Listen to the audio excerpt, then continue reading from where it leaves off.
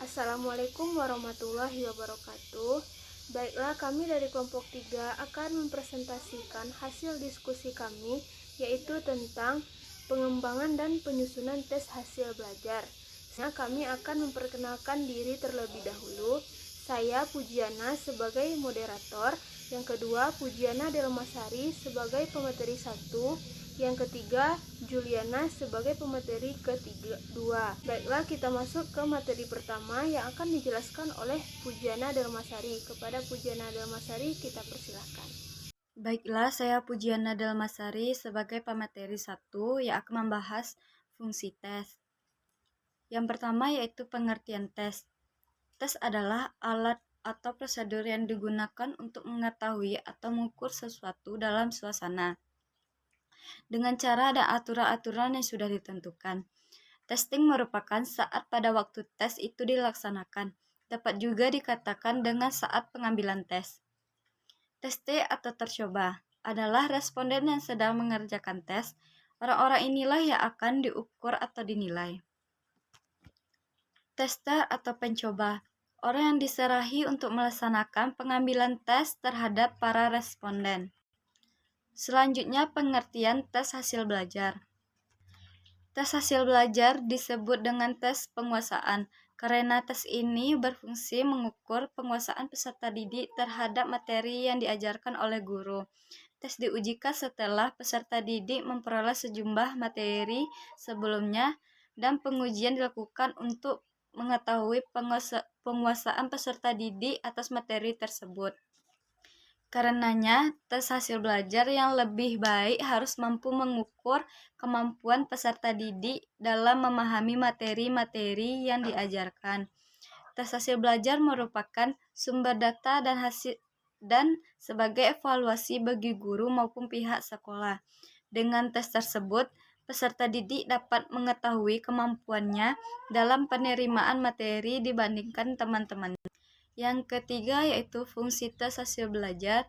Yang pertama sebagai alat pengukur terhadap peserta didik, yang kedua sebagai alat mengukur keberhasilan program pengajaran. Yang keempat yaitu penggolongan tes hasil belajar.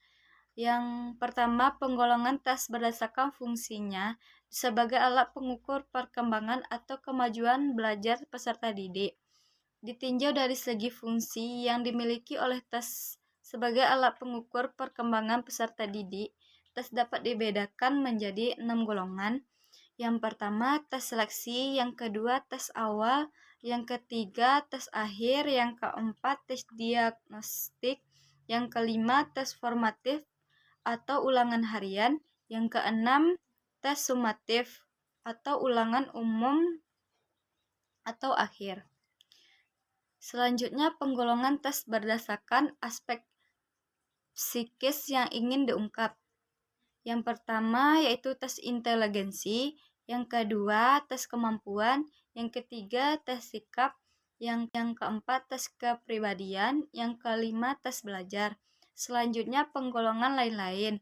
Dapat dilihat dari segi banyaknya orang yang mengikuti tes. Tes dapat dibedakan menjadi 2 golongan. Yang pertama individual, yang kedua tes kelompok. Dan selanjutnya dilihat dari segi waktu yang disediakan bagi tes T untuk menyelesaikan tes. Tes dapat dibedakan menjadi 2 golongan, yaitu power test dan speed test. Dan dilihat dari segi bentuk respondennya, tes dapat dibedakan menjadi 3 golongan, yaitu verbal test dan non-verbal test. Yang selanjutnya ditinjau dari segi cara pengajuan pertanyaan dan cara pemberikan jawabannya. Tes dapat dibedakan menjadi 2 golongan. Yang pertama tes tertulis dan yang kedua tes lisan.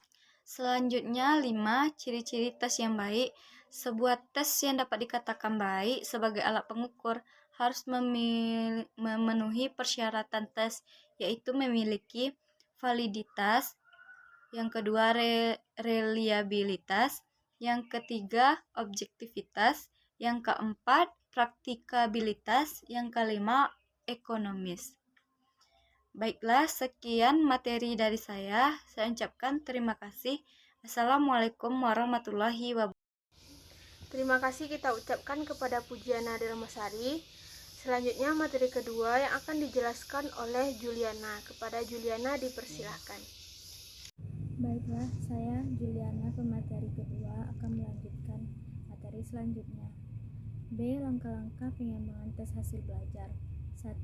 Langkah tes. Yang pertama menentukan tujuan tes, yang kedua menyusun kisi-kisi, yang ketiga menentukan bentuk soal, yang keempat menentukan panjang tes.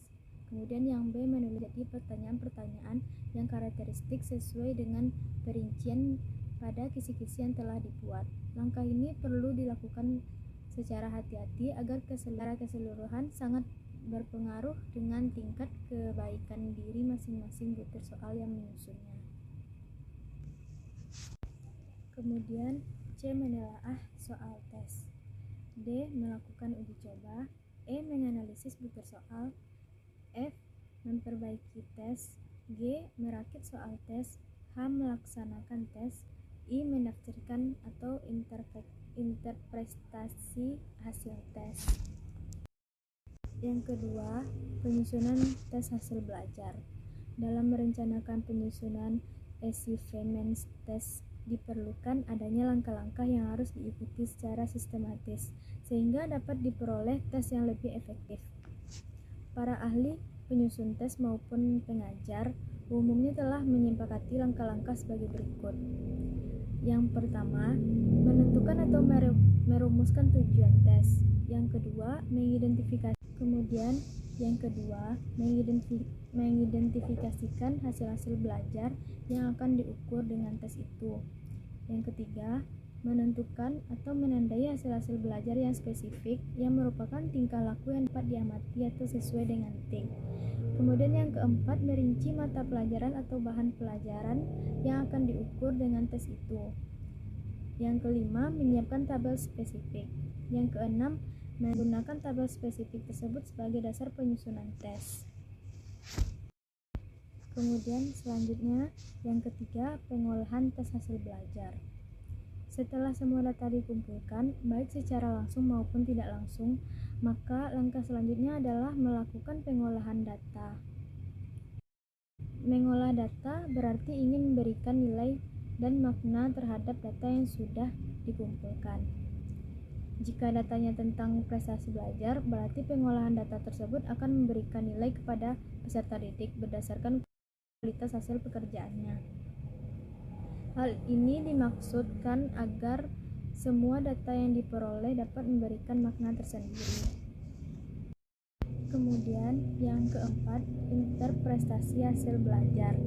Langkah selanjutnya adalah menafsirkan data sehingga dapat memberikan makna. Langkah setelah mengolah data dengan sendirinya akan menafsirkan hasil pengolahan itu.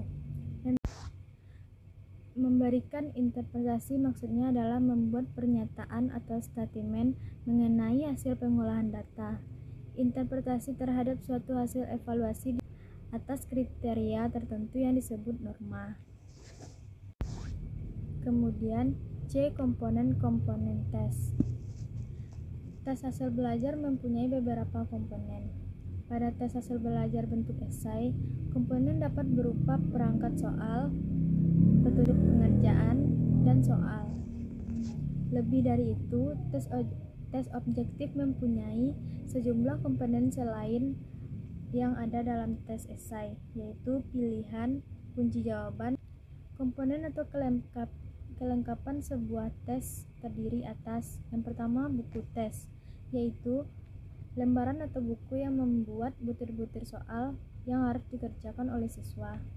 Yang kedua, lembar jawaban tes. Lembar jawaban tes yaitu lembaran yang disediakan oleh penilaian bagi testi yang mengerjakan tes.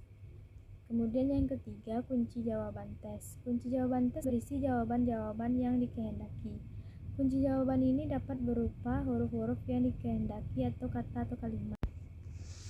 Ide dari adanya kunci jawaban ini adalah yang pertama, selanjutnya sedikit mungkin masuknya unsur subjektif. Yang keempat, pedoman penilaian. Pedoman penilaian atau pedoman scoring berisi keterangan perincian tentang skor atau angka yang diberikan kepada siswa bagi soal-soal yang telah dikerjakan. Sekian dari saya. Terima kasih. Assalamualaikum warahmatullahi wabarakatuh. Terima kasih kita ucapkan kepada Juliana. Hanya itu diskusi kami pada siang hari ini. Mohon maaf atas segala kesalahan dan kekurangan. Wabillahi taufiq wal hidayah. Assalamualaikum warahmatullahi wabarakatuh.